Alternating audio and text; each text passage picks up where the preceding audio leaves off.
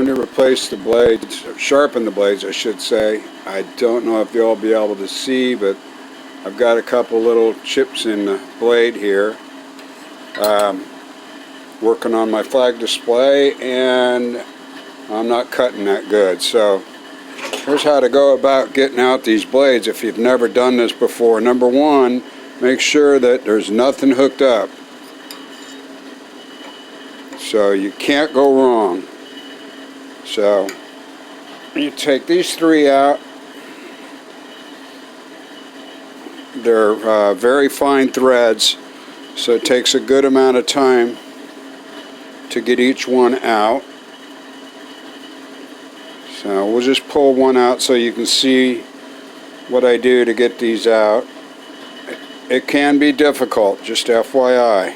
It really can be difficult.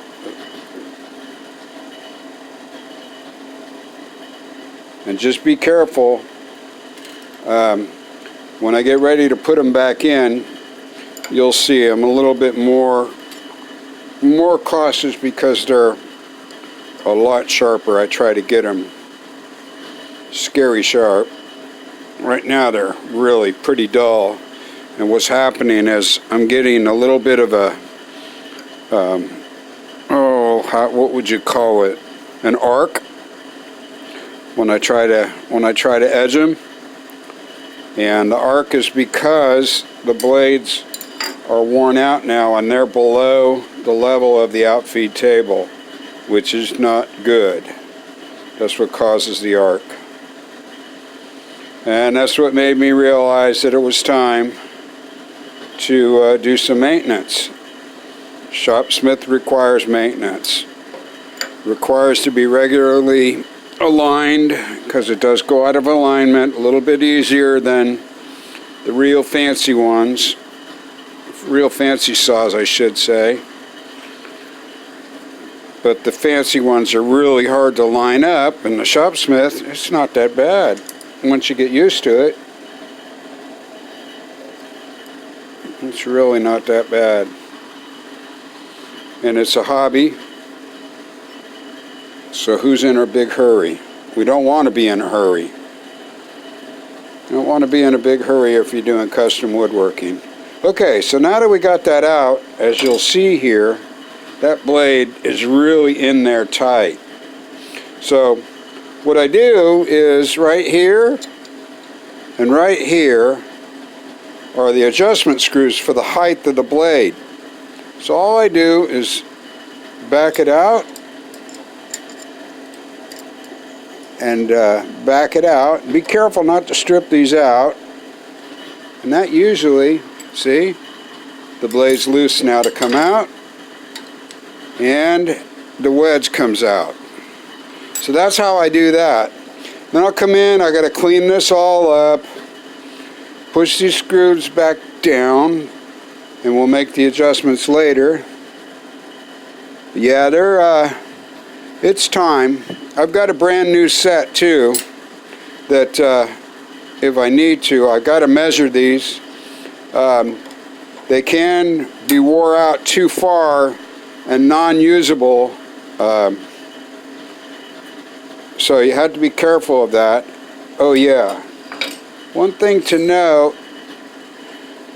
let's see if we can see this. These things are not flat. They're actually tapered. They're wider here and thinner up here on the part that goes into the wedge. And I don't know if that's showing up or not. It's not very easy to do. But if you ever get them, you'll see that. And there is a length they have to be. I forget what it was.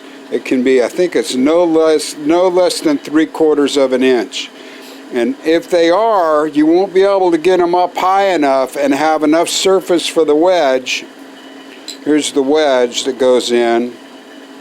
You won't have enough surface contact to be safe. So that's what happens. So, and if you have the manual, it'll tell you in the manual.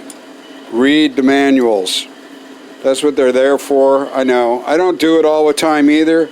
But on my Shopsmith, I did. And mainly because There's so much that you can adjust. You really need to know your machine to be safe. So I advise you to do that. Get your manual out and just kind of read it to know. And like I say, I'm telling you, I'm showing you what I'm doing because it works for me. I don't know what it says in the manual, to be honest. It's been so long since I read it, but I've done this before, so I'm just going through what I've done to make it work. But that 3/4 inch may not be quite, I'm not positive that's right, but it does tell you in the manual or on the Shopsmith forum, I think they talk about it too, that you have to be alert on on how much wear you can put onto these blades, or knives. They're called knives. So, okay, we're almost there. Oops. That's the other thing. Be careful. Don't lose these screws either down inside, because then it becomes a real pain in the butt to have to get them out. But again, it won't even budge, okay? And it is sharp, so you want to be careful. So just get that down in there. Loosen that side. I always end up doing both sides. Oh, but it moved enough. Okay, it moved, so I couldn't get to the other one. So there's that, and there's the wedge. So now it's just going to be, I'll get my air cleaner and clean this cutter head up a little bit, and then I'll pull out my my sharpener, and we'll try to sharpen these. I'll measure them, and we'll sharpen them. YouTube. All right. Here's my blades. I'll just take a little bit of steel wool, shine them down. I use conical discs. But I realized when I pulled this all out to get ready, I don't have any sandpaper for it. So I'm going to have to order some from Shopsmith, or maybe make my own. I'm gonna look at that. For some reason I remember that you can take a regular 12-inch disc and cut it to make it fit on that, but I don't recall right something about that.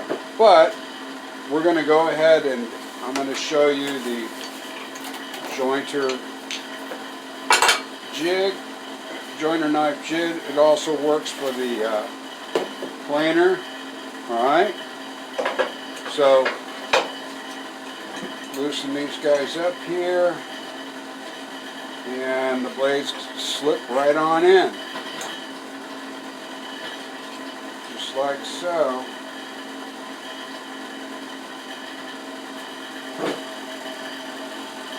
So, remember your manuals, that beveled edge goes down like so, and you put all three of them in here.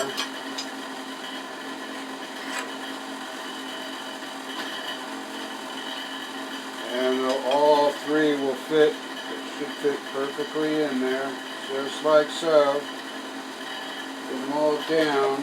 I forgot to measure, but as I'm looking, yeah, those two are same.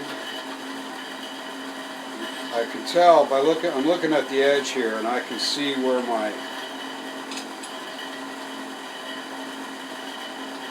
wear was. Okay.